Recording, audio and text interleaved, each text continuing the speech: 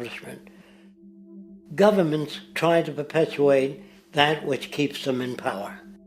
People are not elected to political office to change things. They're put there to keep things the way they are. So you see, the basis of corruption is in our society. Let me make it clear. All nations, then, are basically corrupt because they tend to uphold existing institutions. I don't mean to uphold or downgrade all nations, but communism, socialism, fascism, the free enterprise system, and all other subcultures are the same. They are all basically corrupt. The most fundamental characteristic of our social institutions is the necessity for self-preservation. Whether dealing with a corporation, a religion, or a government, the foremost interest is to preserve the institution itself. For instance, the last thing an oil company would ever want is the utilization of energy that was outside of its control, for it makes that company less relevant to society. Likewise, the Cold War and the collapse of the Soviet Union was, in reality, a way to preserve and perpetuate the established economic and global hegemony of the United States. Similarly, religions condition people to feel guilty for natural inclinations, each claiming to offer the only path to forgiveness and salvation. At the heart of this institutional self-preservation lies the monetary system, for it is money that provides the means for power and survival. Therefore, just as a poor person might be forced to steal in order to survive, it is a natural inclination to do whatever is needed to continue an institution's profitability. This makes it inherently difficult for profit-based institutions to change, for it puts in jeopardy not only the survival of large groups of people, but also the coveted materialistic lifestyles associated with affluence and power. Therefore, the paralyzing necessity to preserve an institution, regardless of its social relevance, is largely rooted in the need for money or profit.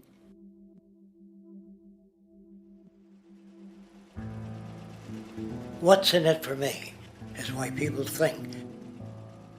And so if a man makes money selling a certain product, naturally he's going to fight the existence of another product that may threaten his institution. Therefore, people cannot be fair, and people do not trust each other. A guy will come over to you and say, I got just the house you're looking for. He's a salesman. When a doctor says, I think your kidney has to come out, I don't know if he's trying to pay off a yacht or whether my kidney has to come out. It's hard in a monetary system to trust people.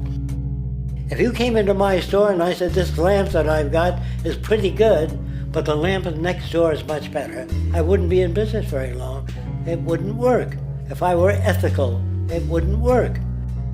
So when you say industry cares for people, that's not true. They can't afford to be ethical.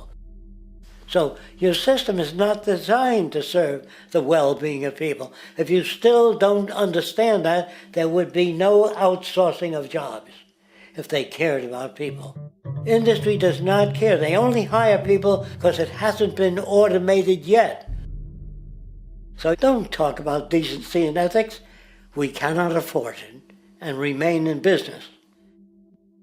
It is important to point out that regardless of the social system, whether fascist, socialist, capitalist, or communist, the underlying mechanism is still money, labor, and competition. Communist China is no less capitalistic than the United States. The only difference is the degree by which the state intervenes in enterprise. The reality is that monetaryism, so to speak, is the true mechanism that guides the interests of all the countries on the planet. The most aggressive and hence dominant variation of this monetaryism is the free enterprise system. The fundamental perspective, as put forth by early free market economists like Adam Smith, is that self-interest in competition leads to social prosperity, as the act of competition creates incentive, which motivates people to persevere.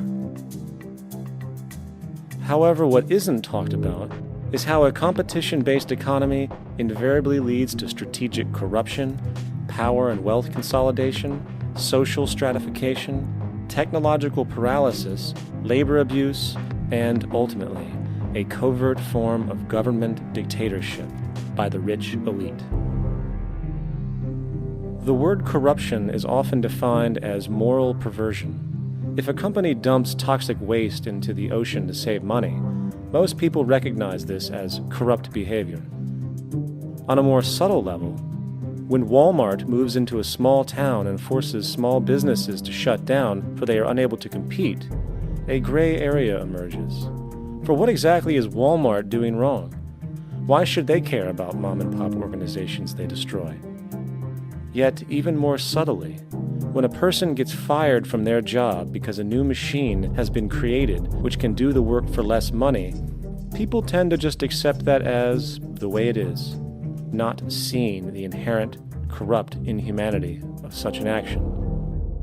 Because the fact is, whether it is dumping toxic waste, having a monopoly enterprise, or downsizing the workforce, the motive is the same: profit. They are all different degrees of the same self-preserving mechanism, which always puts the well-being of people second to monetary gain. Therefore, corruption is not some byproduct of monetarism. It is the very foundation.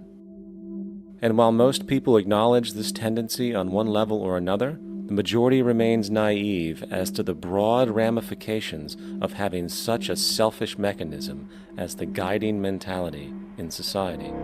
Internal documents show that after this company positively, absolutely knew that they had a medication that was infected with the AIDS virus, they took the product off the market in the U.S. and then they dumped it in France, Europe, Asia, and Latin America. The U.S. government allowed it to happen. The FDA allowed this to happen. And now the government is completely looking the other way. Thousands of innocent hemophiliacs have died from the AIDS virus. This company knew absolutely that it was infected with AIDS.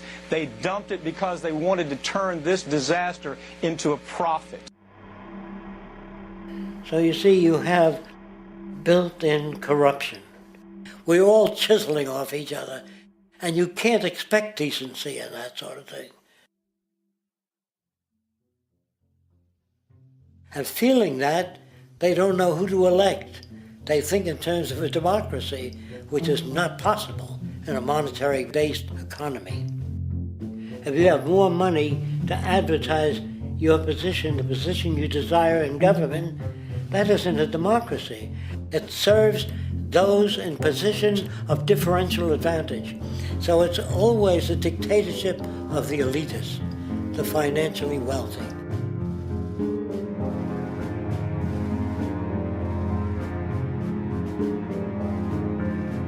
It is an interesting observation to note how seemingly unknown personalities magically appear on the scene as presidential candidates.